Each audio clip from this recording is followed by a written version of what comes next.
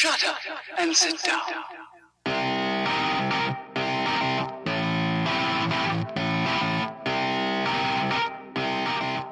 I'm totally gonna go vegan this season. My mind's on fire, so I ride my bike. I'm riding harder than a hurricane. Love is You shaved your legs? Does shaving your legs really make a difference? Man, shaved legs make such a difference. Look at that guy with the hairy legs. I saw the old you for a second there. My mother made me. You are listening to the Dialed Podcast with Matt Legrand, Evan Price, Lance Hepler, and Jake Von Turing. Optional listening required. Enjoy episode 104. My mind and get that runner's high. I'm totally going vegetarian this season. Eating is cheating, man. I think protein's really gonna help me out in my season. Hey man, do you have a gel? That runner's high.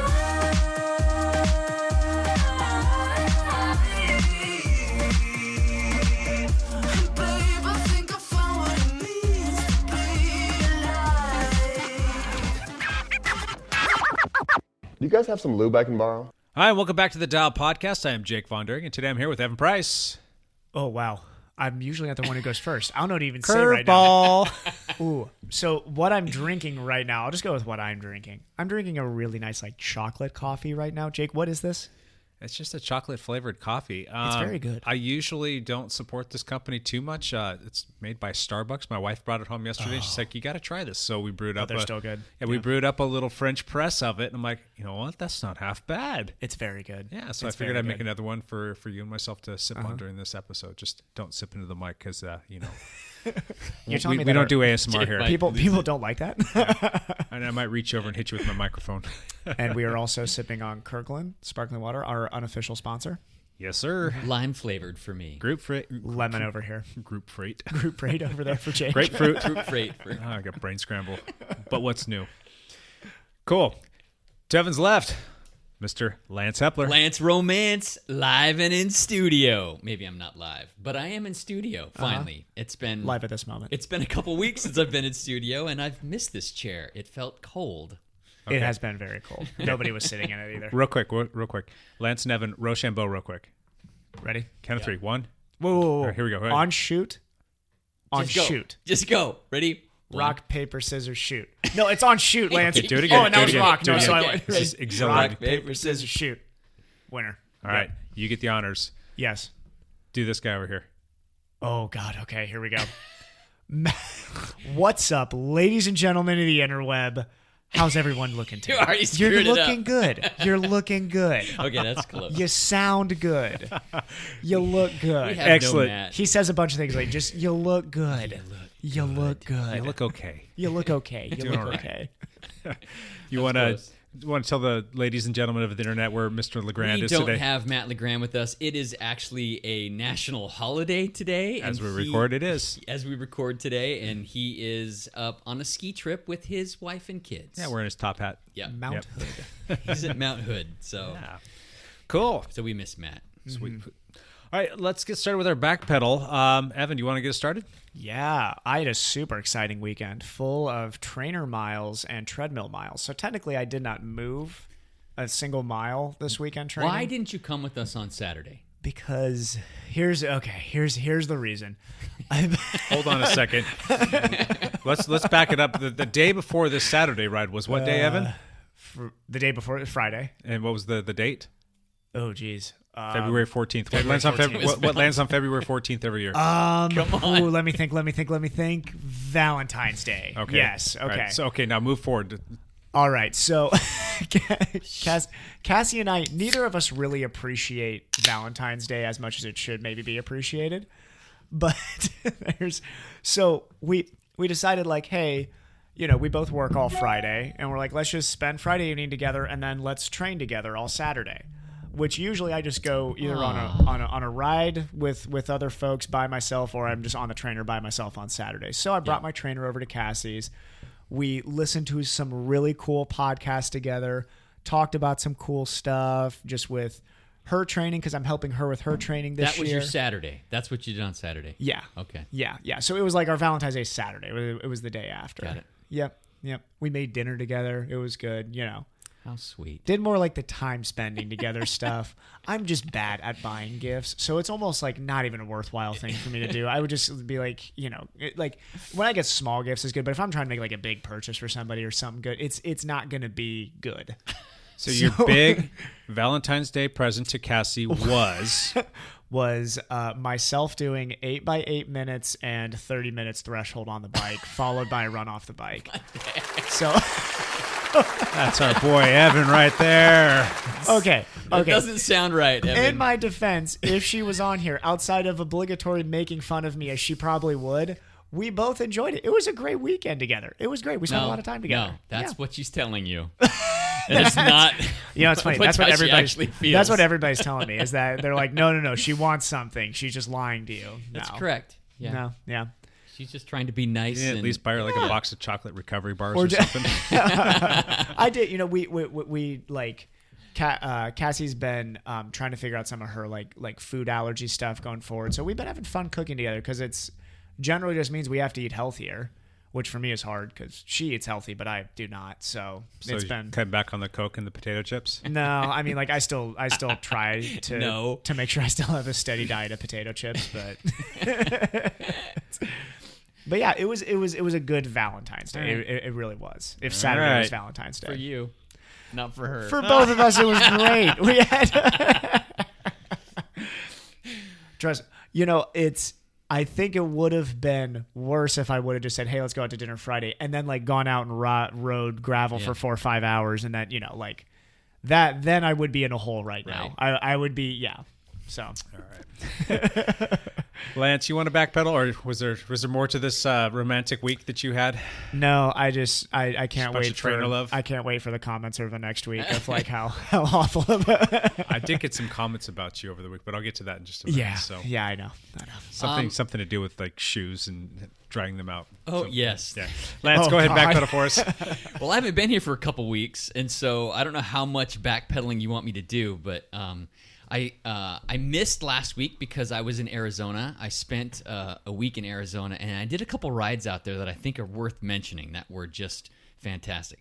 There was one day I went out and did a solo century all by myself. Because that's what you do. Because that's what you do when you're out just trying to enjoy the warmer weather. It was actually quite nice, but it got cold because I ended up riding past sunset. And and it got dark. Did you have lights with you? I had lights with me. Okay. So I had kind of planned for that, but just ride harder. Yeah, just ride harder. More metabolic heat, baby. And actually, I did another ride, and it was on recommendation of Andrew Springer. Actually, oh really? Yeah, he just saw that I was riding there, and he's like, "Oh, you need to go to South Mountain in Phoenix." Mm-hmm. So South Mountain there's a couple of great roads that go to the very top of this area called South Mountain. There's a bunch of radio antennas and stuff and overlooks. And so the next day I went over with Brandy, and she went hiking, and I did repeats up South Mountain. How much climbing was it? How long of a how many feet of elevation gain? How long was it to the top? How many miles roughly? I did a 64-mile ride. I did about 5,000 feet of elevation gain. I think each repeat was like 1,500 feet. Okay. And I did it a couple times, and so then was did it some like extra 4 or stuff. 5 miles to get to the top? Oh, it was like 7. 7? Okay. Yeah. So it's probably like about a 4% grade to get up there? Yeah. Yeah. Ooh, wheelhouse. It was good. It was not like difficult. Yeah. It was like not so steep. It was difficult. It was just like, just go. I mean, it was such a nice climb that I bombed to the bottom and turned around and just did it again. So nice. Gonna do it twice. I gotta do it again. What day was that? It was February 7th. Yeah, is the day I went out there. It was fantastic. Had a great time. And then the day after that, I went and did one of the Scottsdale Bicycle Ranch shop rides on Saturday. Yeah. And that, again, was like 60 minutes of like full gas drop ride. You were telling me about that a little bit. And some wheels that you were trying to hold? There was a bunch of guys that were training for Valley of the Sun stage race, which is a stage race which happened this last weekend in Phoenix. And that day was like their last big efforts before the stage race. And so oh my gosh. Did you happen to go back and look at the results to see if any of these guys placed well? I had a hard time finding the results for it. Really? Yeah. Is it a USAC race? I don't know. I'm guessing it was because like Legion of Los Angeles was there, and there was a bunch of people that were there. It's a pretty big early season race in Phoenix. So, but man, so that ride that day, I mean, it was like full gas for like 2.5 hours. It was difficult, but I was really happy. I was able to stay on the guys' wheels that were really going. Yeah. So even on the climb, I was able to stay on the wheel until the very like last half mile. There's like a 5 mile climb or a 7 mile climb, and I was able to hang until the last like half mile, which was super encouraging for me. So gotcha. The 3 fun rides I did in Arizona, I had like a 22-hour week, which was really big. So, and then this last week, I backed it down to 19 hours. Because that's what you do. 19 for recovery week. 19 hours. It was definitely not a recovery week because Tapering for camp. I was still trying to put in some big efforts to get ready for camp, and so I was kind of going for it. I did a couple of sweet spot session repeats where I did like 4 by 30-minute sweet spot intervals, which was hard, which was a lot. That was a day I rode out to Multnomah Falls and back by myself, and it happened to be clear and dry roads, and it was. That's what you did on Valentine's Day, right? That's what I did on Valentine's Day. Brandy Whoa. So I'm over here getting a ton of flack. At nighttime. But at nighttime. Okay. It was me and Brandy and all romantic and lovely, and sure it rented was. a movie and had a great dinner. And, yeah, it was, Dr. Lance Hepler. Oh my God. I think our response to getting flack on our text stream was I'm no Lance Romance. I think was actually my response. This is like my holiday. This is your wheelhouse Lance right here. Romance holiday. I didn't do very good this year though, so but The rom-com on the couch. that's right. We always watched make a sure. What'd you romantic watch? comedy. What We movie? watched that movie Last Christmas. Oh, boo. It is a little romantic comedy, and we had a great time. So it was nice. No. So, and then I just flogged myself the whole rest of the week on the bike. Easy. Post Valentine's Day, This is a family show. That's right.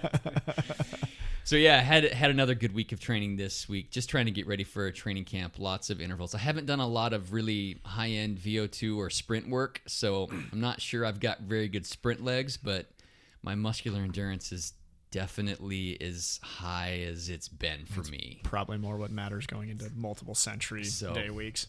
That's the kind of plan. And then we had a great gravel ride that Jake was on. I'll let him talk about that. It was kind of great and kind of terrible, both at the same time. Yeah, your guys' weather was awful. By design, I wanted to be sloppy, muddy, adventurous, have fun on the gravel bikes, and have it be, I don't know, just go out there and make the most of it, knowing the conditions were going to be terrible. That was the only way I could psych myself up. I'm like, I'm not going to ride a road bike, but I'm going to ride outside because right now I'm just sick of the trainer. I need to go outside. I saw that you did a trainer ride and like, okay, I'm not riding this for the rest of the weekend. Yeah, it was on Valentine's Day. Said I showed it some love, and I'm not going to touch it for the rest of the weekend. So.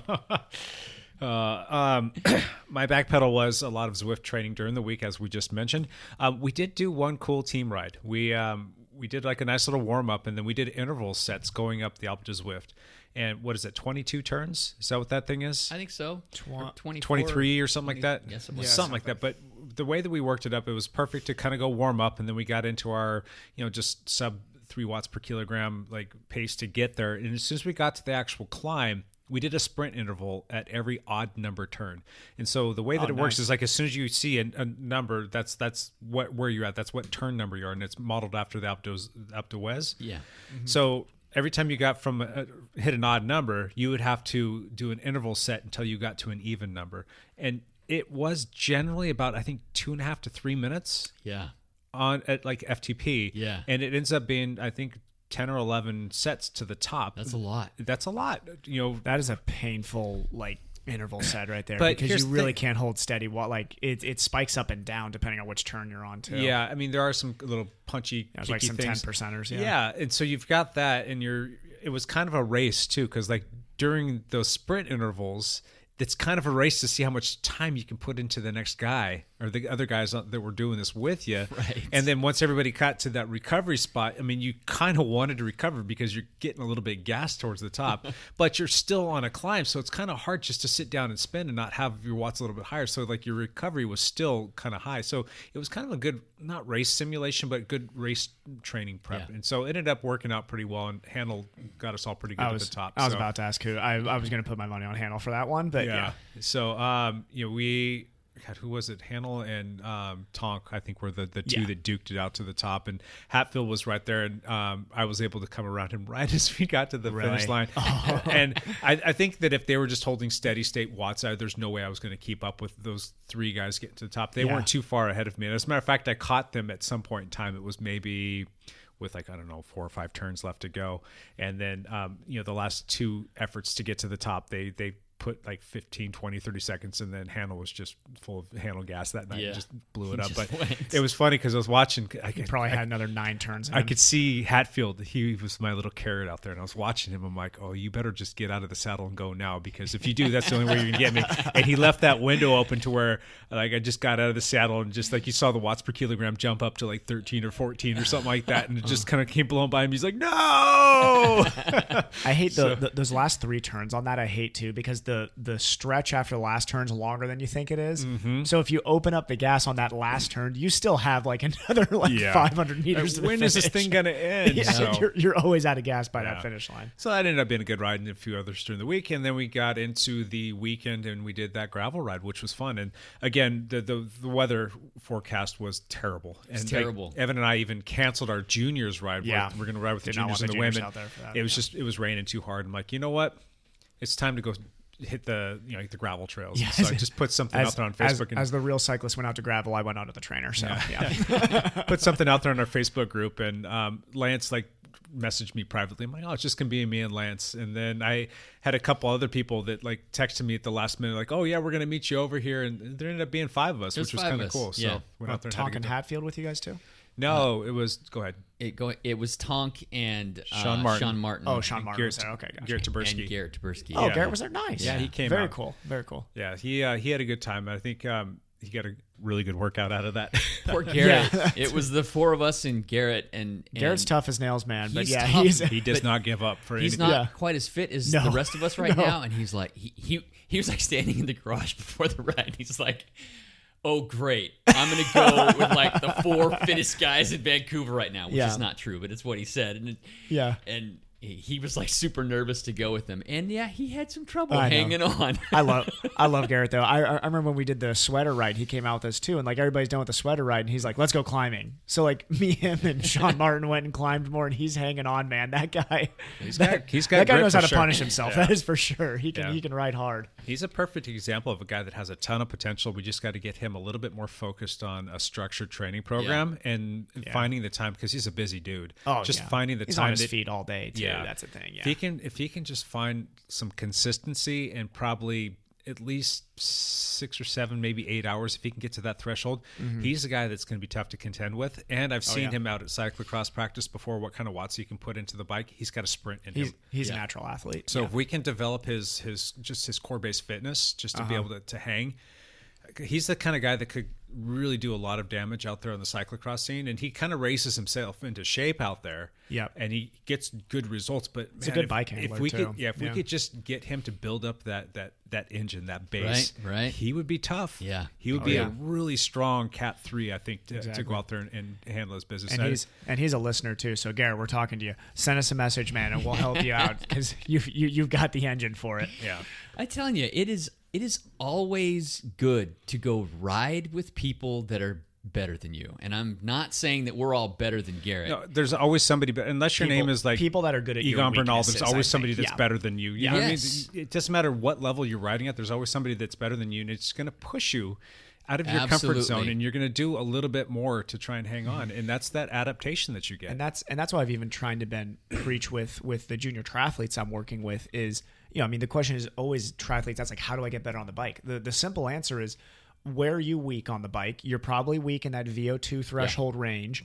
you need to go ride with cyclists. Same idea as if you were bad at swimming. How do I get better at swimming? You go and do those hard sets with swimmers. Like that's just you pick where you weak and scared of. Like what are you scared of? You go and do it with those people. Right. Yeah. So My week in Arizona, I did 2 big workouts by myself that I felt like did a lot for me. But the best ride for me was when I rode with that group and I hung on for dear life for 40 miles. Yep. And I got way more out of that ride than the others. Yeah. Yeah, it was like the ride that we did, that I did with Hatfield and Hannell and with Gary the week before that, Banks Vernonia Loop. I mean, it was 92 miles, and those guys are all rolling really hard. You haven't ridden with Gary yet. I think Gary's 60 years old, riding like he's 35. We did the ride around Clark County together. Yes. Okay, so you do remember him. Yes. He didn't even have his normal fitness there. And he stayed with me. 60 the entire years Yes. old riding with Hannell. Oh, he's by far and away my like God. one of the strongest 60-year-olds in the Pacific Northwest, like Yeah. hands down. Like if you just went up and saw him, like riding his bike and weren't like really paying close attention to him or like trying to find signs of age, and he still looks really young. He's just when killing it. Yeah, Yeah. He rides like somebody that's half That his gives me age. hope. Yeah, That's good. I still got another Yes. 30 good years in me. Okay, good. It's gonna be fun. He's gonna be at camp, right? Oh yeah, yeah. He's a good guy It's too. gonna be So good. super nice That's guy. awesome. You're gonna enjoy him. So But the rest of that gravel ride, yeah. the weather sucked so bad. Yeah. We were all freezing. We were all like borderline hypothermic. I had brought 4 pairs of gloves. I had a pair on my hands and I had 3 backup pairs in my pockets because it was raining. I knew that's what happens. I went through all my gloves. My hands were still frozen. I still couldn't feel as I was shifting stuff. It was raining I pretty wasn't solid. wearing a shirt while I was riding the bike Saturday, so we were in different worlds. It was raining pretty solid when I left. Well, when I left my house, it said it was 40 degrees, and then Garmin said that the average temperature was 37 on that ride, and it rained the entire time. rained the I whole think time. 37 might be a little I think too it's much, gotten but colder in the last couple weeks. Has it, or am I just really tired of it? It's February fake out. It's like not. I think 2 weeks ago on this podcast, I was like, I feel like summer's right around the corner, and No. now we're just like deeper into winter. yeah, Like we're as I think deep Matt into was winter the one as that we was telling got. us it's too soon. It's too soon. Yeah, I know. So We ended up, because there were 4 of us that were really trying to hurt each other.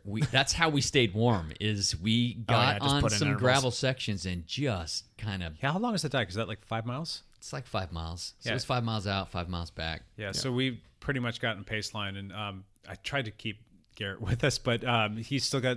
I think his gearing too. He needs to work on the gearing of his bike. It's geared for cyclocross. It's good for cyclocross. Yeah. But we got into pace line mode, and it was just like, all right, who's going to sit on the front for the next minute and punish us even worse? And so like it kept like, oh, that's how hard you're going to go. Well, I'm going to go a little bit harder. So it was just kind of like rotating through 4 guys doing that same thing. Oh, how can we kill each other? I think every time I got in the front, I was doing like 450 watts. Yep, sounds about right. For a minute. Jeez, Or for Lance. 2 minutes. Oh, Yeah. my God. Or for 3 minutes. Yeah. It was like as long as you could go and then like back up. Yeah. Jeez. Yeah. So that was a fun Jeez. ride. Good little training effect. good. And then did a little 50-plus miler with Lance yesterday. Yes, so did a we little, did. That. Yeah. Got out because the sun came out, so it was much better. So, Yeah. and I broke a spoke on my wheel, and I'm still trying to fix it. Yeah. That was a nice spoke. You're gonna spray paint it now or something like that. What are you Well, gonna do? I found a bladed spoke, but it didn't match the other spoke, so I spray painted it so Oh, that my it's God. black to match the other spoke. But Yeah, we'll get that set up for you. It was kind of funny. We were riding, and I got behind Lance at one point in time because he was pretty gassed from the week, and I needed to hold certain watts. So I was like, I'm happy to sit up front and not going to wave him around. And it was one point in time, though, he just, being Lance, decides he needs to come around and pull the line for a little bit. And I'm looking at the back, and I'm like, oh my gosh, this back wheel is out of tune. Like, that doesn't look good.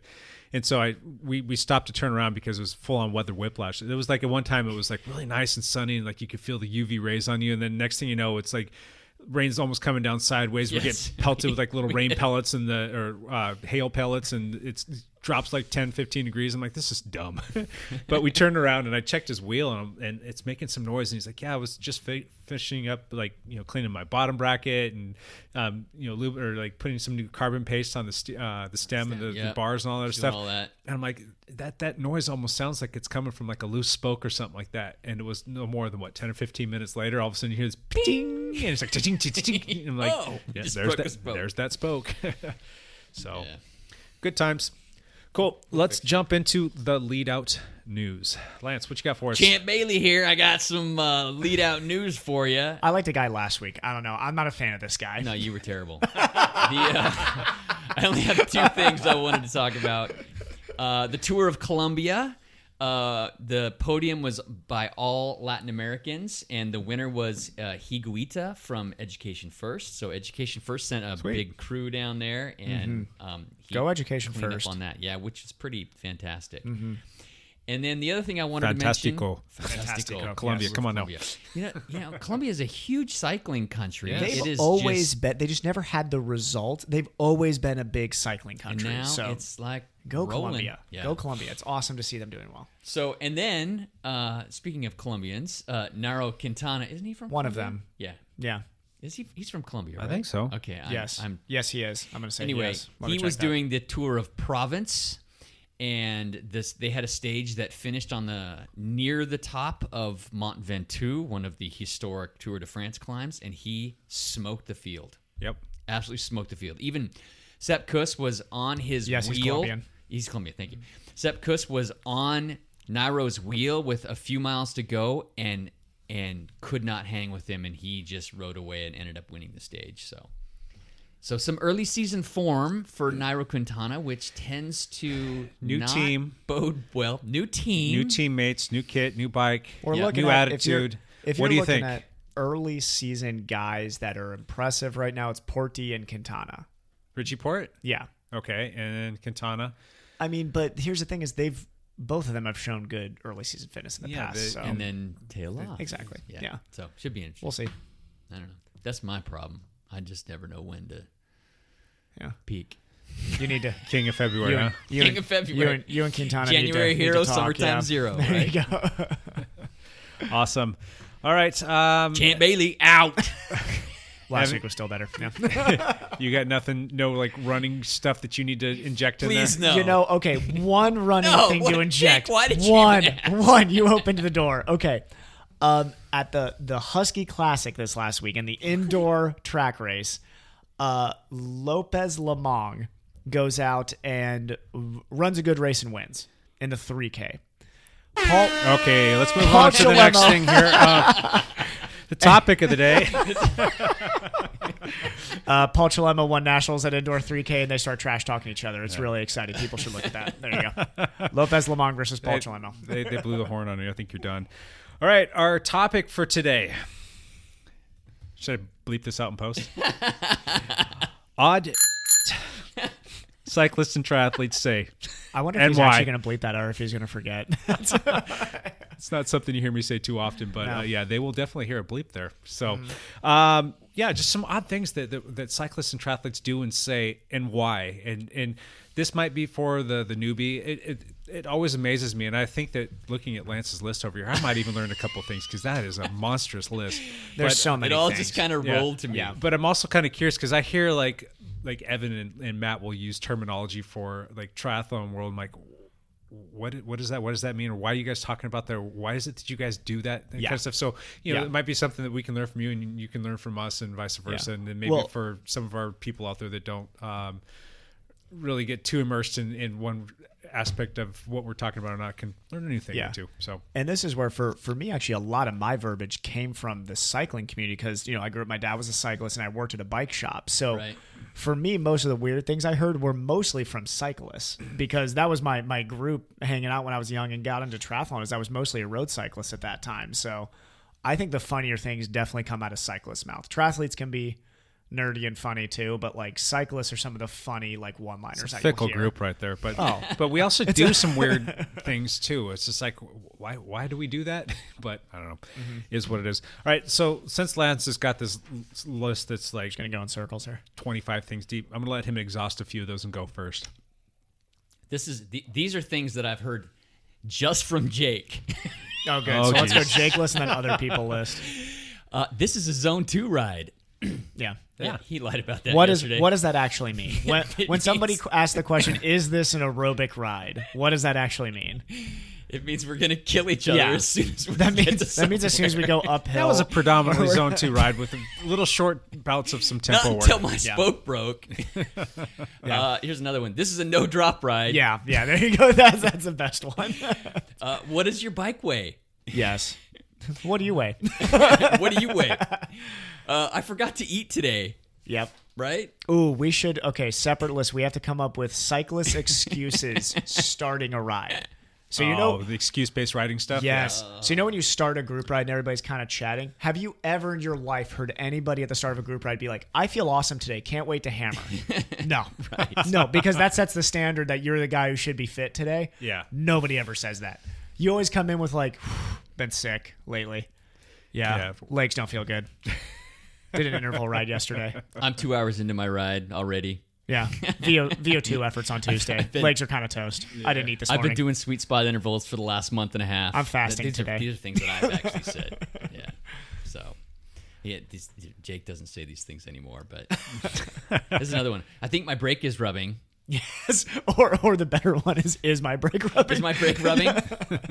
That was one of to add to yours. One of mine is my back tire flat? I think my back tire's Yes, flat. that's the best one. Can you check for Can I me? borrow a tube from you? Can I borrow your flat kit? Do you have an Allen wrench? Can I borrow your? Do you have a goo for me? Or my favorite on the gravel ride we just went. Does anybody have a patch kit? I don't even have one. Patch kit. Hey, you got some chamois cream I can borrow? Can I borrow your chamois cream? I forgot to pump up my tires. What PSI are you riding? Right. Every gravel ride ever starts with what PSI are you riding? I asked Lance on Saturday. Yep. Did. I'm just curious. you Just know, curious. Just trying to build a database in my head. Well, I think Garrett's tires were at like 60, and I was riding 30. Really? No, See, you were sub 30, if I'm I not was sub mistaken. 30. You're like You're 28. sub That was 30. 27 and 30. Well, on I've been 40, riding 45 or 50. Yeah, but the range on those, like the minimum is supposed to be 30, and I think that's what you told What me. are you doing? Clearly, it's working. Yeah. Okay. Give you that. And I haven't flatted on those. What, you're riding 33s? They're 40s. 40s? On my gravel bike, 40s. 40s at a 28 PSI? Yeah. Oh my gosh. You could ride them at 15. Yeah, that's Really? kind of like mountain bike tires. So you're kind of in that range. So Yeah. you're actually in the low 20s. Because I'm usually. on 33s at like 45, 50. Yeah. So, yeah. Yeah. What are some things that cyclists and triathletes do that make you kind of scratch your head, or that people on the outside looking in don't quite understand? I mean, here's one for me. We will find anywhere to pee. Oh, yeah. Like, That's true. another question is like from these people is like, well, why don't you just go to like a restaurant or a coffee shop or something like that? No, you don't want to. You've got seconds to spare to get this done. You got to make it quick, but you've also got to be discreet. So there are thousands and thousands of cyclists out there peeing everywhere, and you just don't see us. We're hiding in the shadows and the bushes. Or not hiding at all, even sometimes. Sometimes Just like that right on natural the side break of the just- road. just Right on the side of the road. It's like your French buddy back in your day when you used to do your Oh, racing. Yeah, I was about to tell that story again. Yeah. Yeah. Florian just at an intersection in Ada. He's like, hey, guys, 1 second. Slides off his bike right there. Just like leans the bike up against him. In the intersection. Right there. He's Just at the peeing. intersection. I mean, granted, we're in Ada, Ohio. It's not like a big intersection, but one stoplight town. He chose the stoplight So- to relieve himself. Most of us are creatures of habit when we're at home and we're in our training plans because we've got life going on. We're not all Lance Hepler. We get to gallivant around the world. So we kind of have like Just a set America. route Most in mind. hated We've man got in an America. agenda. We know exactly what we're going to do, and we know that route like the back of our hand.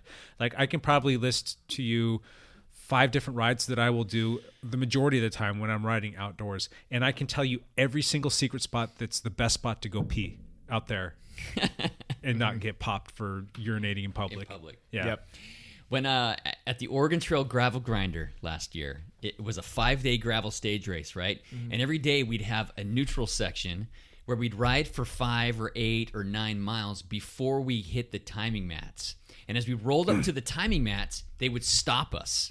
We would all like stage, so we'd all kind of warm up. We'd get to the spot where the timing mats are, and they'd stop us before they'd blow the whistle and go.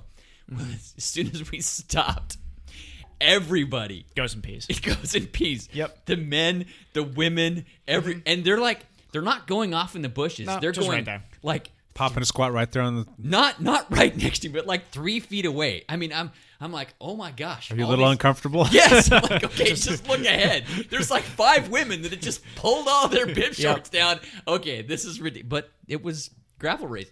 That's what you do. Love I that community. guess. That's there's some camaraderie there if you're able to do that, which I think is awesome.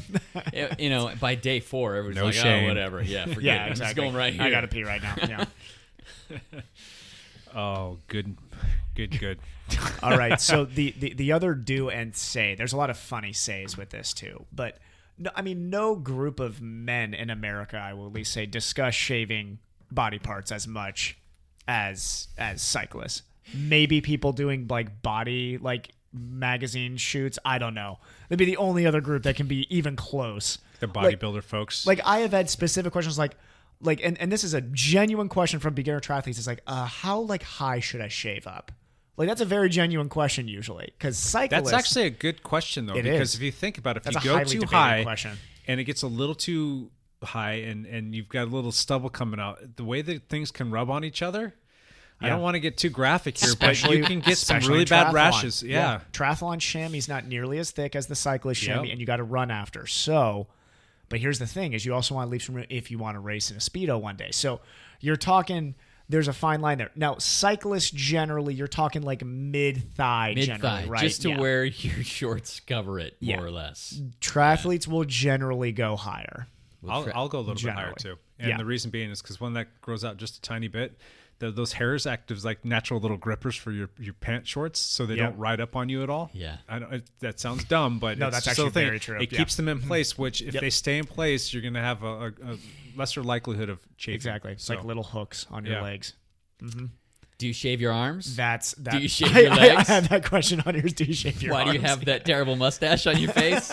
Why do you not shave the mustache, Why but you don't you shave your the arms? mustache, but you shave your arms? So as a swimmer, Evan, this is Yep. going to sound really dumb. I'm Yep. just curious. Do you shave your armpits?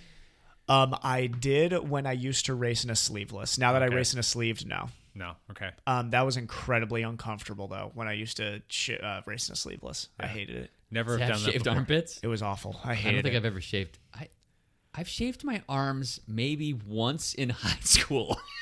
Why in high school? 'Cause Were you I- insecure about your arm hair? I actually was on the swim team in high school, believe it or not. Gotcha, And okay. we went to state in our 400 relay, and everybody on the relay team like, I guess I gotta do shaved this. their arms. I'm like, okay, I guess I'm shaving my arms. I still remember when I went to nationals for triathlon collegiately when I was in grad school, and I went with the team. And it was a bunch of undergrad kids I didn't really know, but they were all asking me a bunch of questions because they were all really nervous about shaving that night.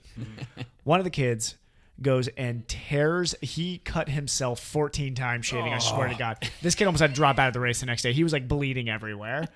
It was hilarious. That It was sounds like you not too long ago. I know. You would think after a decade of racing, I would have figured that out in Boulder, but yeah. So this kid just tore himself to shreds, and it's funny because I look back and the questions he was asking was basically each one on this list right now. It's against the grain, with the grain. That was the other What do one. we do? Against the grain or with the grain.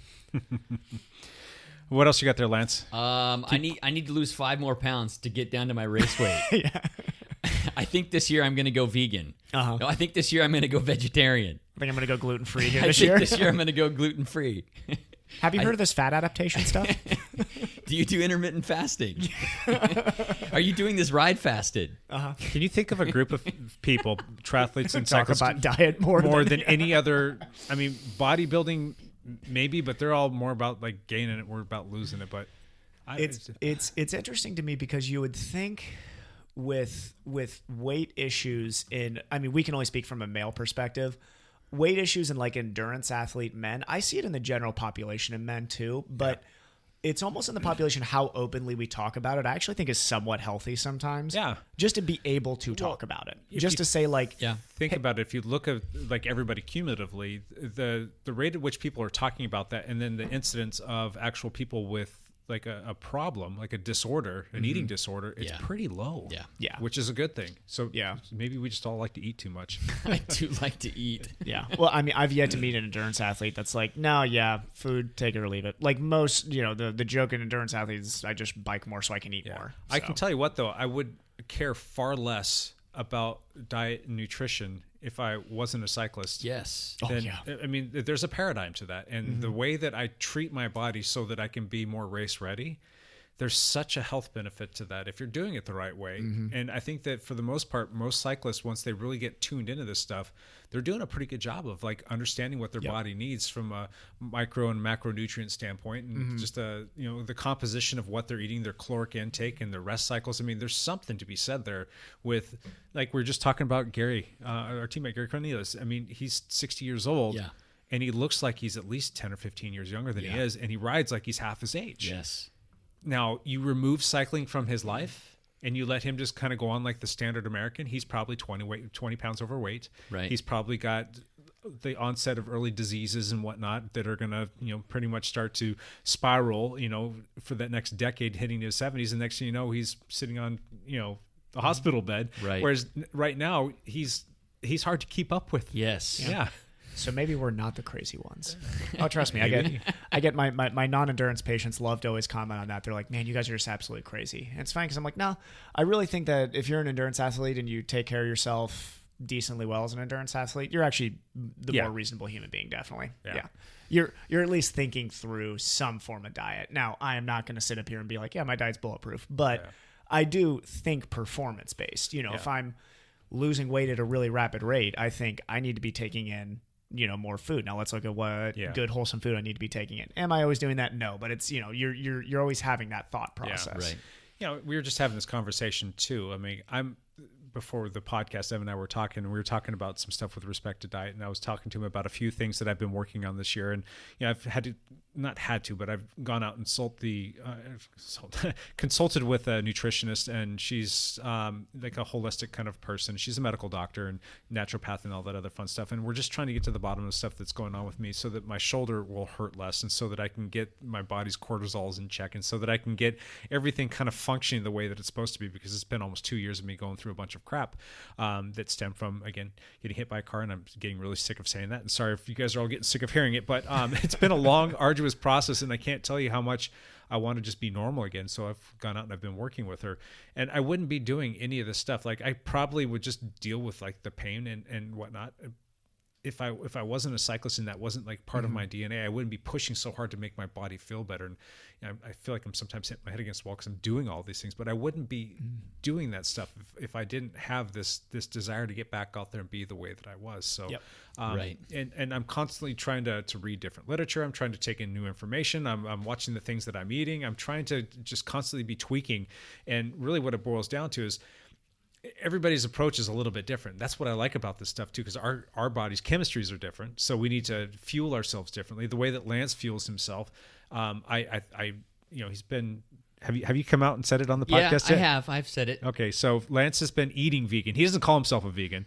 I call myself plant-based. Plant-based. But I've been eating vegan for almost 6 months. And it's been working fantastic for him. I mean, it's interesting changed. enough. My wife did it with me. We've been doing it together, which has been a great thing for both of us. Yep. I have felt fantastic, and I've been able to race and train through it. I'm getting enough protein. I'm getting enough iron. I'm getting enough B12. I'm staying on top of those things. My wife has not had the same experience. That's how individual bodies can be. For me, it's been really good, and it's been a little bit harder for my wife, who also is an athlete and trying to be fit. Yeah. So I guess my point is that I don't like putting everything into a container with a label on it and saying this is what I am. For me, it's just like, all right, it's going to be like a cross section of a lot of different things, and there's going to be certain things that I need to omit from my diet based on my body's physiology, and then there's certain things that I'm going to bring in and I'm going to use. But for me, like, I'm not vegan, but like a lot of my diet is kind of going that direction. And I've done the vegetarian thing. I was a vegetarian for 2 or 3 years. I can't remember how long it was, and that worked really well for me. And there was different reasons why I got off that, and I'm kind of been back on that train for the last 3 or 4 months. But there's still some things that I need to tweak there, and that's why I'm working with that naturopath. And it's starting to make me feel better, and I'm starting to lose the weight, and my shoulder still hurts, but the pain isn't as chronic and as intense as it always is. And I feel like the inflammation response that my body's going through is getting better. So again, I wouldn't probably be paying that much attention to all this if I weren't in that genre of being an endurance athlete and a cyclist that wants to work on performance. Well, so it's kind of a neat thing for just. And this is what I think drives a lot of, you think about endurance sports, you can be competitive in endurance sports, have that competitive nature into your 60s, 70s, and 80s. There aren't other sports like that. No. I mean, pickleball, I don't know, like tennis, things like that. I mean, not Shuffleboard? not Yeah. Bowling. not trying to be like sarcastic. Like Darts. you can stay competitive with those sports. They're still that They're competitive. low part of it. impact, like Yeah. minimal athleticism required sports. But yeah. like, who's playing competitive baseball in their 40s and 50s? Yeah. Like, no, but I mean, you know, you go Well, and your play. 40s and Yeah, I mean, like there's it's some just in their 40s that can those do that. other sports that start to taper down after a while. You can stay very competitive in cycling and triathlon for a long time against people your own Yeah, age. there's not too many Explosive sports, sports. where like a 50 and even 60-year-old can go out there and mix it up with a 20 and 30-year-old and Exactly. hold their own. Not an explosive sport. Exactly. Like you're not going to go play soccer with them Very on the same different. level. You're not going to go play baseball or basketball especially, yeah. slow pitch softball, maybe. Definitely not football. But yeah, so I think Pinch runner. a lot of the things that we do, so like when we say like stuff that cyclists and triathletes do, it's interesting because you're talking about age groups then that are basing a lot of the things that they do on a daily basis and on a weekly basis on a competitive level. So Yeah. it's how, as a 52-year-old, can I train so that I can continue to get stronger? Yeah. Your general population doesn't always think like that. Yeah. So it's interesting. And I've even seen it in people who are couched to 5K. And they say at first, I just want to do a 5K. And I treat them for 2 years. And by the end of that 2 years, they're like, you know, I think I want to like PR my 10K. Oh, I want to do a half marathon now. It grows. Yeah, so right. I never tell people that early on, but I can always tell that person that taps back into that competitive nature that they had back in high school. Yep. They were a baseball player. They were a basketball player. They had kids. Life got busy. 20 years later, they're like, God, I need to take care of myself again. Yeah. And they get into these endurance sports, whether that's cycling, running, swimming, anything. And they realize that, oh, hey, like my health can be based around this competitiveness, because I think sometimes competitiveness gets this almost like bad name. They're like, no, I just want to go out and just like do a 5K. Yeah. I don't want to be competitive about it. But I think people are lying to themselves a little bit there, because I think there's always that little voice in there that's like, well, I ran 24 minutes for my last 5K. I want to go 23:30 now. That's competitive. Yeah. You're being competitive against yourself there. Yeah. Yeah. But some people are born with the competitive streak, like Yeah. those sitting at this table, and some Yeah. aren't. That's a really gradated. I'll say it's a gradated thing, because some people, I mean, would be lightly competitive against themselves, and some people, like everybody at this table, are neurotic about it, and probably not the spectrum we should be talking about. But a lot of those people, when they're first coming back into it too, like they are competitive, but they don't want to come out and say it because they don't want to hold themselves up. They know what they used to be able to do, but they don't want to be compared to that. They don't want to be compared to other people. They just want to go out and have fun and find a healthy they just want to choice. enjoy it at first. That's yeah. fun, but like once they layer up a little bit, all of a sudden those competitive juices rear their heads again. And a perfect example of this is my wife. I mean, when she first started getting back I'm into thinking of your running, wife. Yeah, I'm thinking of Rebecca with this. she was just like, I'm not competitive. I'm not like you. You're the competitive one. You're always competitive. I'm like, okay. I'm just like, you know, like in the back of my head, I'm like, I know that you're competitive because you're competitive in other facets of your life. There are people out there that just couldn't care any less about being competitive at all, and that's fine. They're probably not going to find themselves in the sport anyway. But probably not my listening to this wife, like podcast once either. she started to build up some fitness, and she's like you get her going like on something like Strava, and she's like, oh, I got a PR on that, or oh, look at my pace. I've never run that pace before. I guess what I did this 5 miles in yet, and like that starts to come up, and then they'll go out and do an event. Like I just want to finish the event, and they go back and do the event next year, and they're like, I want to beat my time, and then the next year they go back and they're like, oh, I want to beat all these people, and I want to place. It comes around with you as you start to layer up, and it does. She always would tell me, she's like, you were the one that was the athlete your whole life, and you were always this like, she's like, the most competitive I ever got was I was a gymnast, and that's a whole different like paradigm.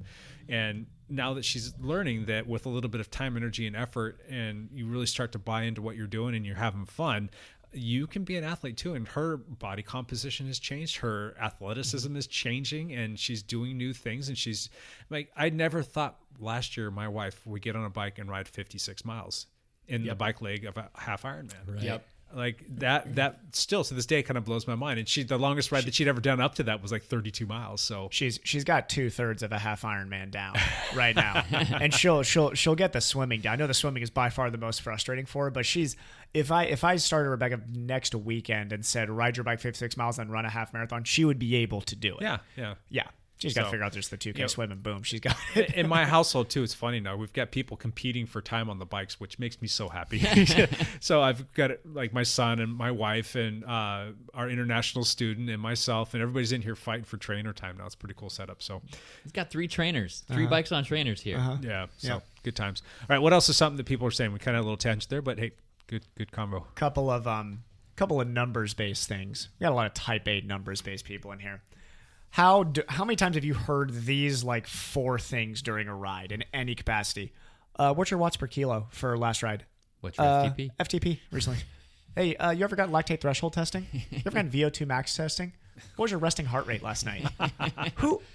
In what normal capacity do people ask like physiology questions on each other? Like, what's your resting blood glucose? Yep. Me and Matt literally had to talk about resting blood glucose on a run. That's hilarious. We're talking personal HIPAA related information That's here. right. I have to remind myself that I'm a medical practitioner sometimes, or I'm just like sharing my numbers left and right and talking. Lance is the exception here, but do you guys know of a discipline of people who drinks more coffee than cyclists and triathletes? Yes. Like night shift nurses, and that's about it. Maybe, yeah. Have to have a coffee drink off with them. Yeah. Hey, cyclists are obsessed with coffee and beer. I so wish we could get you to try coffee, Lance. I think that you would love it so much. And like, you're going to drink that first cup of coffee, and you're like, oh my God, this is rocket fuel. I'm going so fast. I think my FTP just jumped up 20 watts. Well, yeah, but he's getting his caffeine elsewhere, get so caffeine. I think he's already experiencing There's something that. more special about coffee. There is though. something. Yeah. There's something about the warm wouldn't know. coffee. Yeah. Take a shot of espresso. I've never had a cup That's- of coffee. I will say, me and Tonk once before a ride went and had like 2 espressos each. Oh, it's gold. And we both talked the entire time. We're like, oh my God, like I feel like a superhero right now. This is great. So ride to Multnomah Falls and back from my house is 85 miles. And there's nothing better than getting out to Multnomah Falls on a cool day and having a shot of espresso and put a little half packet of honey in there.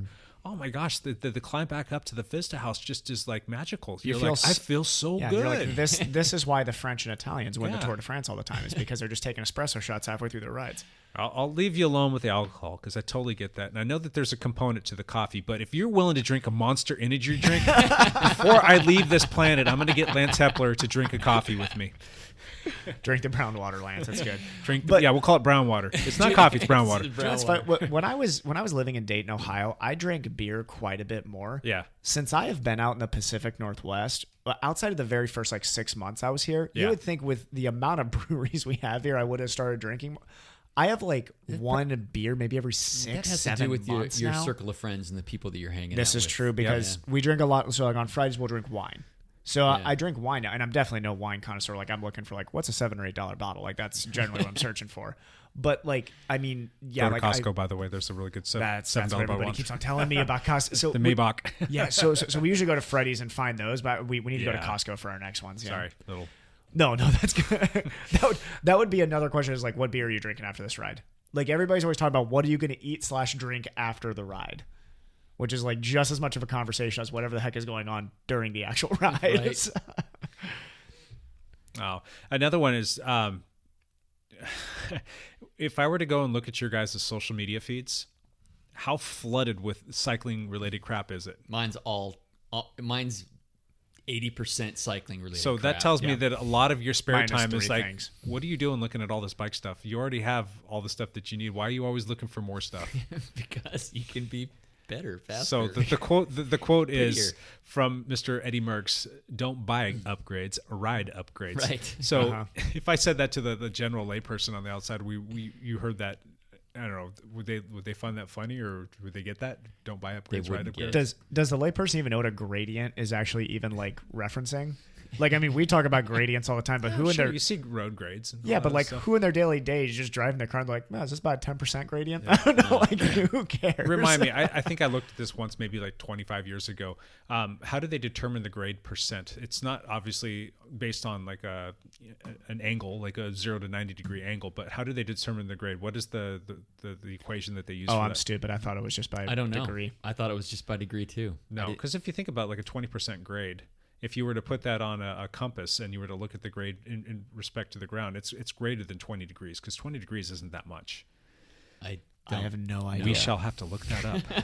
Somebody want to, yeah. Anybody Maybe listening one of us want can to look give us that a up and come physics back here in lesson? a minute. But buying upgrades, that's another thing. Is my wife probably beats her head against the wall. She's like, "What did you buy and why?"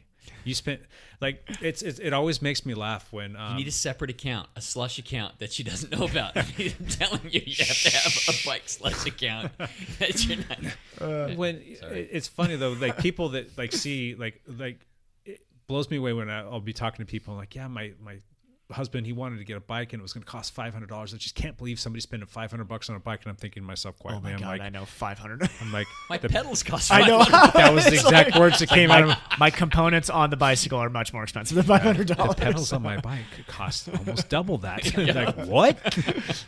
You have a power meter on your bike does electronic shifting? Well, explaining a power meter to somebody too is hilarious because they're like, Yeah. why would you want something to tell you how much power you're putting through the bike that costs more than most bikes do? Yeah.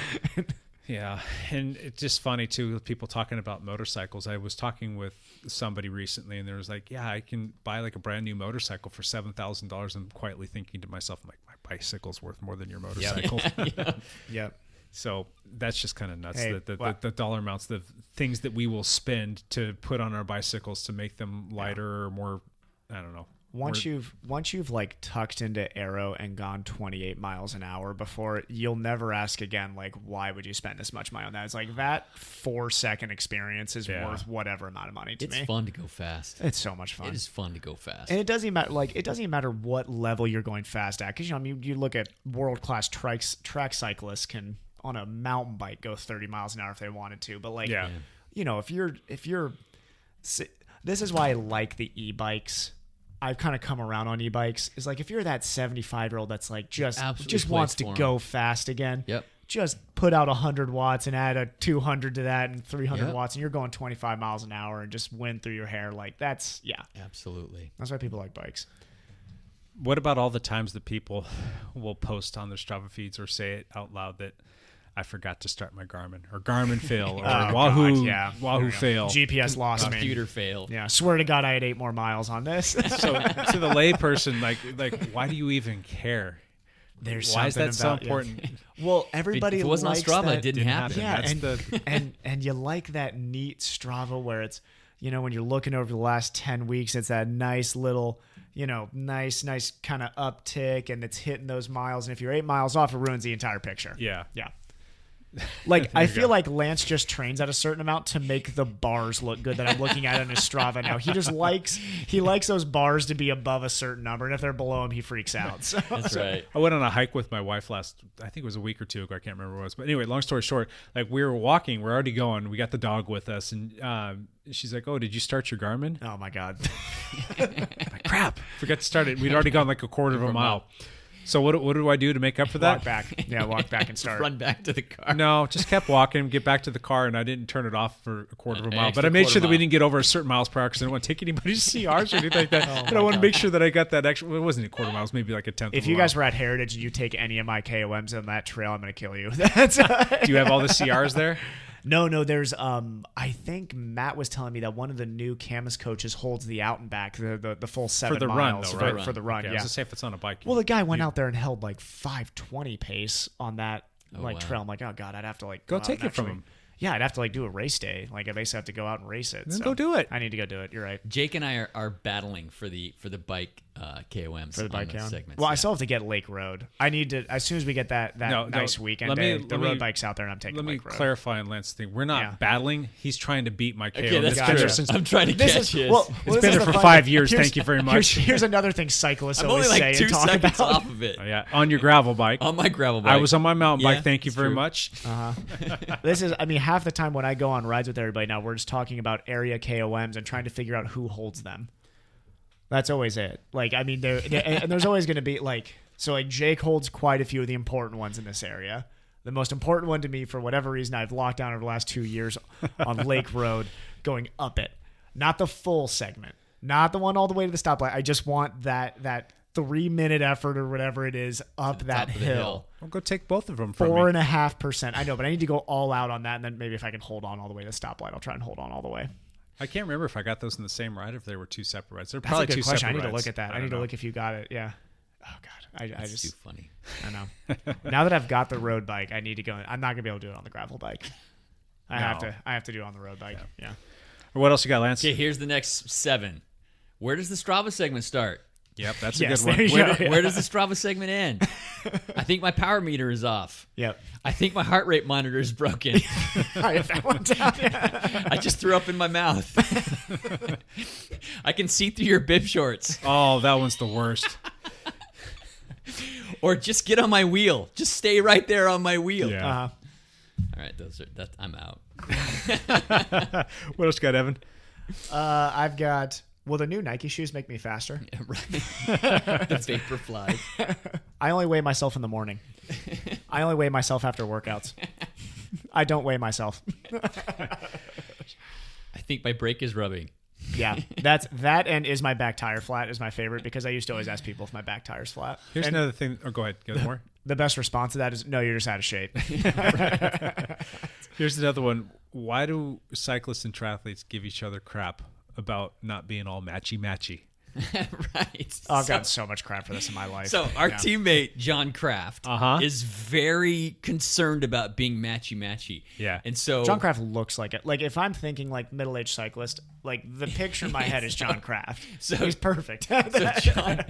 So when I knew that John would be on a ride, I would show up in my full dialed kit, everything matching, Yeah. and then a pair of socks that totally clashed. Yeah. Perfect. And Just it's drive him like, crazy. He's like, Lance, why are you wearing those socks? I'm like, John, I put these socks on just for you.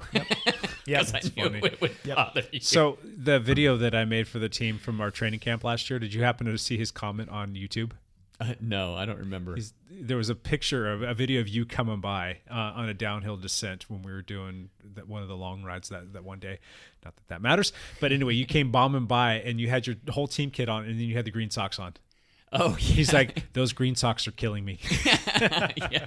Like, there was a functional purpose for that, so I won the green socks that day. I had to wear them. So you have to wear those with pride. Yes. So, yeah, I thought that was kind of funny that you brought that up, and I could just go straight to that comment that he made on YouTube.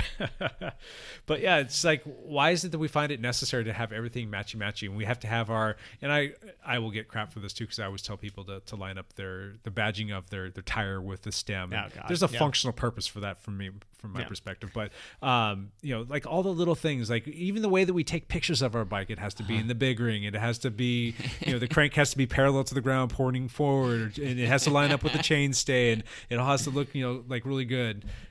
In our kits and have to match our socks, and our helmet has to match this, that, and the other. And your saddle can't be a different color from like your frame, or, you know, all these little things. Why do we do that? Why do we care? I should not don't be the know. one answering this question. I had duct taped handlebar tape for 2 years. Yes, so. you did. because looking pro is fast. That's why. Yeah, I Or guess looking so. pro makes you think you look I was fast. about to say, hey, that's, It's just a Euro I've never elitist in my thing? life Yeah. looked pro. It's a total cyclist elitist thing. Yeah. Yeah. I think the funny thing is in triathlon, I feel like the reason that cyclists and triathletes have always kind of clashed in funny ways actually has a lot to do with that. Is I think just typically by nature, cyclists are usually a little bit more type A with visual things. So triathletes are very type A in like their schedule and everything like that. But triathletes, on the other hand, will show up to a group ride in running shorts if they were going to run afterwards, if nobody tells them, hey, don't do that. Yeah. Like, it's just pure function in the triathlon world. Yeah. Pure, like, I know elite triathletes, like the best of the best, who will cycle on the trainer in a t-shirt. Just a t-shirt. I mean, we're talking like That's like awesome. what like cyclist would ever be caught dead in a t-shirt on the trainer? No, you're wearing like matching kit indoors by yourself. I've seen cyclists do before with like matching socks. And you're on the trainer. Nobody's watching. Like, why? Why are you? I don't know. Why are you trying to match on the trainer? I showed up to a group mountain bike ride in Vegas Yeah. once, and I got out of the van, and I'm in my baggy mountain bike shorts. Yeah. And I walked up to a guy, and I go, is this a baggy shorts or bib shorts kind of ride? He's like, oh, bib shorts ride. Oh, okay. I had to go back and change. Yeah. That's maybe my favorite. What do cyclists say? Is this a baggy shorts or a bib shorts? There's Oh, just bib baggy shorts. shorts. Bib shorts. Oh, it's Two a different bib breeds shorts of ride. people right there, though. I mean, there's the baggy short people are more of like your enduro guys are all laid back, and then like the cross country guys are all wearing their, you know, they're all about Right. performance, and we're gonna flat And those. it was like, okay, it was on. It was not Yeah. like a, hey, we're going mountain biking. We ripped each other apart. yeah, wasn't the bro ride? Yeah, I was think not I the think pro I think the ride. even better question for gravel now should be: is this a flannel or a team kit ride? It's a team kit, right? Yeah, no, definitely team kit ride. Arrow ride. What are some things in triathlon? Some like weird things that triathletes God, do. there's so many. That the outward people are like, what the? And We talk about shoelaces on your running shoes way too frequently. Like, Yeah. so There's these stretchy shoelaces that have come out. Yeah. They're like basically one piece that you can put onto your race shoes that make it easy to slip in and out, called lock ties, I think, or something like that. Yeah. And I remember when those came out, literally every single race, so if you're setting yourself up in transition, it's always this tense time, and you can always tell who's like the really type A people, and then there's me who's not type A, and I'm just like, I think I got everything, I don't know, and you just set it down. But everybody's got their own little routine, but we're all asking almost the same questions. 10 years in the sport, I've realized the same group of questions gets asked in transition. Lance, you can add to this as much because you've been at the transition rack before. I have. First one, water temperature. What's a water temperature? Does anybody know the water temperature? It could be for sure going to be wetsuit legal. And there's always that one guy What's who's the like water temperature? freaking out about the water temperature. Next one is, heard this is a pretty hilly course. Hilly course could mean 1,000 feet of elevation gain over 56 miles, which to a cyclist is like, so basically deadpan flat. Yeah. And there's going to be in transition rack somebody talking about a hill. And they're going to describe the hill as if this is like you're basically climbing up a wall. And it never is as steep as the people think it is. 2% grade. Exactly. Right. Yeah. Yeah. It's always like, no, I'm pretty sure it's at like mile 24. There's going to be a hill. It's massive. Yeah. Oh, I drove it. Oh, and that's the other one. Did you drive the course? Drive the course. Did you drive the course? Did you pre-ride the course? Wear sleeves or not? No Totally sleeves. different Next- mentality there. Yeah. Next for sure. one, my favorite one is, don't worry, I heard that they swept the corner on that descent. Because everybody freaks out about descents in triathlon. So if they don't sweep the corner, people lose their they're mind. Concerned Bike about all the skills. bike stuff. That Exactly. sounds Yeah, right. familiar. Exactly. Yep. And then it's always funny because so in that transition rack, Lance, you remember this, there's spacing etiquette. So Yes. there's you reverse the bikes back and forth and you lay your stuff alternating. I will say, luckily for me being in the pro field now, you get a little bit more space. There's usually, everybody kind of knows the etiquette. Nobody's trying to be a jerk with it. Yeah, until a guy 30 minutes before or 30 seconds before a gun goes off rides in and like just Throws throws all his their stuff stuff. down, I yeah. guess it's- This is what I will say. I feel very lucky to now be in the pro racks where that does not happen. Generally, there's nobody showing up last minute there. But for the age group racks, there was always that etiquette of, guys kind of talking to each other and asking, they're like, hey, dude, do you need this space? Can we share? I had a guy ask me can we share a towel? It's like, nobody cannot share a towel. No, I'm not okay. sharing a towel. We're not sharing a towel there. But yeah, there's, oh God, what are the other ones? Yeah, short sleeve or long sleeve wetsuit, because you'll get the people who bring both Yeah. for whatever reason. I would think you kind of know. Water temperature does not like change rapidly. Like it's not obviously not air temperature.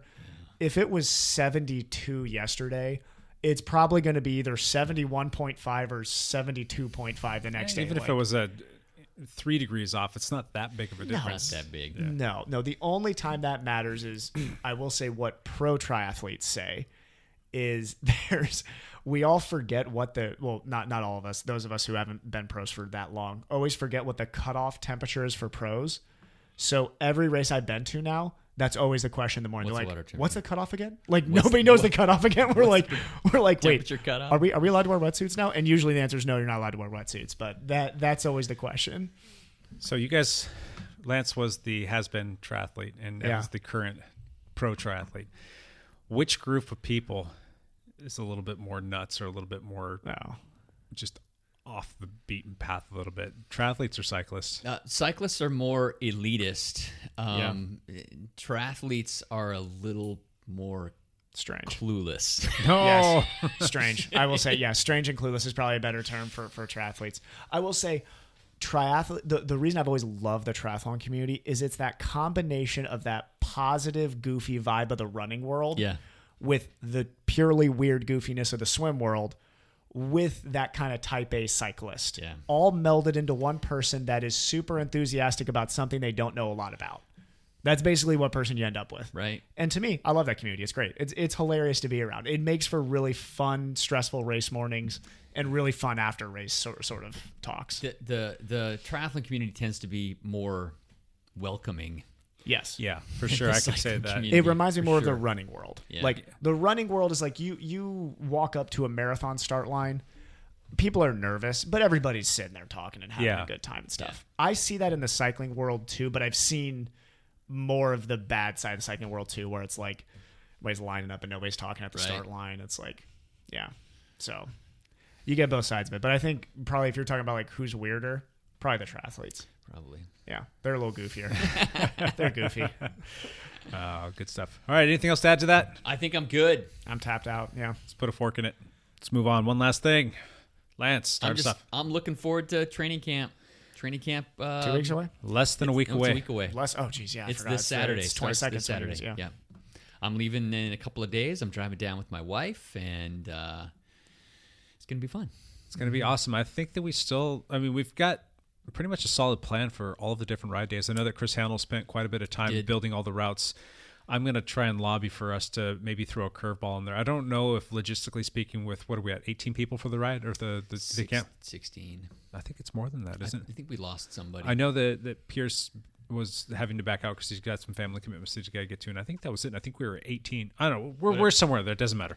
Anyway, I think logistically speaking, with that many people, for us to get out to Joshua Tree might be a bit much. Might be hard. It might be kind of hard. So I was talking to you about this yesterday. I think that it might be kind of neat for us to go just about an hour north up into the Glendora area, which is like your LA County area, if I'm not mistaken, like south and do Glendora Mountain Road, then go up Crystal Mountain up to Mount Baldy, the ski lifts. And that was the Queen stage of the Tour of California. So it's not cool too. Yeah. it's not an easy ride, and it's kind of funny because it popped up. No, it's absolutely not an easy ride. Yeah. It popped up on my phone. I've got this little app called Time Hop that some people probably know about. But anyway, it kind of goes back through your social media and all of your picture camera roll and all that stuff, and shows you pictures that you had from that day back in time. Right.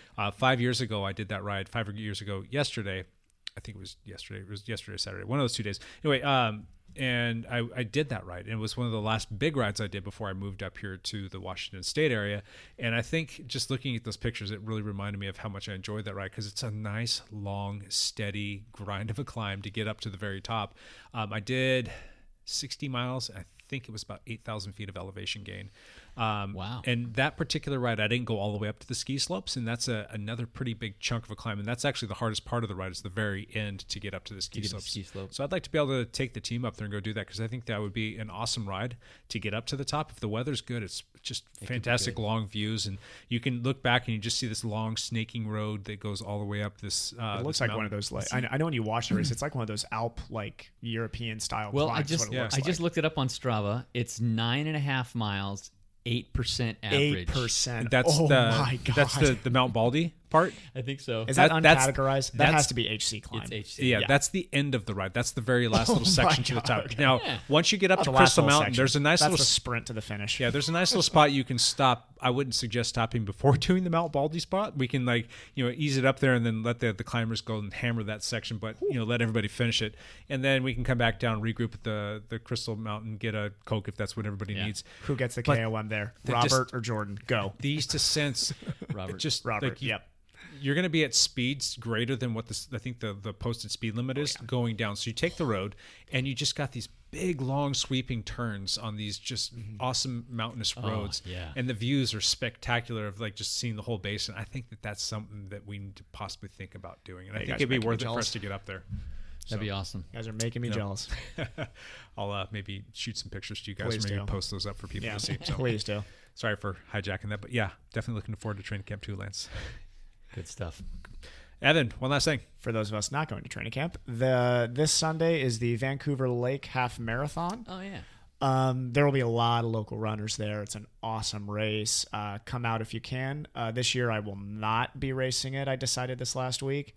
I thought for sure I was going to be racing it until recently. I decided I'm kind of going to focus on my first race of the year coming up only a few weeks after that. So it starts at 10 a.m. on Sunday, I think. The walkers start at 9:30, but it's over at Vancouver Lake where the parking lot is, next where the boat docks are. Yeah. Awesome. Mm-hmm. Cool. All right, my one last thing. I just wanted to give a big heartfelt thank you to the Vancouver Bicycle Club. They did something pretty spectacular. We're running our Bikes for Kids campaign, and if you guys have heard us talk about that before, or haven't heard about us talk about that before, basically we try and raise as much money as we possibly can to buy a bunch of bikes for less fortunate kids, and we set them up with some really nice Cannondale bikes and some Giro helmets and some bike locks and a few other things. And we're trying to get to a goal of about $7,000 to $10,000 so that we can buy more bikes than we bought last year. And the Vancouver Bicycle Club invited me to come speak to their board of directors, and they kind of prefaced it with, we think that we can give you about $750 to go towards the Bikes for Kids campaign. And part of our bylaws is that if we do that, you have to come present to the board of directors. And I went in there and kind of ran through everything and kind of gave my little nickel tour of like the whole program that what we do, and explained it top to bottom, answered all their questions. Got up the next morning after having that conversation with them, sat down in front of my computer, opened my email, and they generously donated to our team for us to go buy Bikes for Kids $2,000. Oh, wow. That just like spun my head. So I was super happy about that. That was so cool. Thank you, Vancouver Bike Club. That's fantastic. So I think we're up to about 5,000. Somewhere there, maybe a little bit more. And then we actually, it might even be more than that now, because Maddie Wick on our team, she's one of our triathlete kids, and she's doing the cycling stuff as well as Lance bangs on everything. She's a little scrapper. She's like 15 years old. She's been going out and like basically stealing everybody's like change and like begging, borrowing, stealing to get money. She handed over $275. I'm like, Maddie, that's a whole bike for a kid. That is spectacular. So, and then we've got a company out there that is actually going to, through a couple different channels, is going to match that sum. So that ended up being over $500 that she was able to to raise, which is pretty cool. She's pretty darn good at basically anything that she puts her mind to. Yeah, like anything that girl wants to do. Exactly. So we are going to be running the Bikes for Kids campaign. We've got about another 3 weeks before we have to place the bike order. So I'm going to start hitting that hard and heavy again on the social media. We'll post this up. Anything you can give, whether it's just $5, 50, 1,000, whatever you want to get. If you could help us out, 100% of the proceeds, not a dime is left over, go all to buying bikes for these kids. So there's no overhead or costs, and we get everything at cost, so it makes our money go a little bit further. Kind of a neat thing. So if you guys can help support that, we would greatly appreciate it. Fantastic. Cool. Matt, we hope you get down from the mountain safe. Yep. Lance. You missed Matt. Yep. Drive safe on your way down to California. Will do. Evan. I'll hold down the fort here, guys. Don't worry. I'll make sure we stay safe here. Evan will be here next week by himself. I'll just be doing a podcast. Yeah, I'm going to do a solo podcast. We're talking a lot about running a triathlon, folks. So get ready for it. Buckle up. Yeah, maybe we'll have to have you and Matt in here, and Lance and I can call it from camp. That would be fun. We can do it. I haven't been at one of these things. We can do it on the spot. Ooh, we should do one like while me and Matt are both on the trainers inside. Terrible triathlon takeover. All right, thank you for listening. We really appreciate it. We'll see you next week. Bye for now.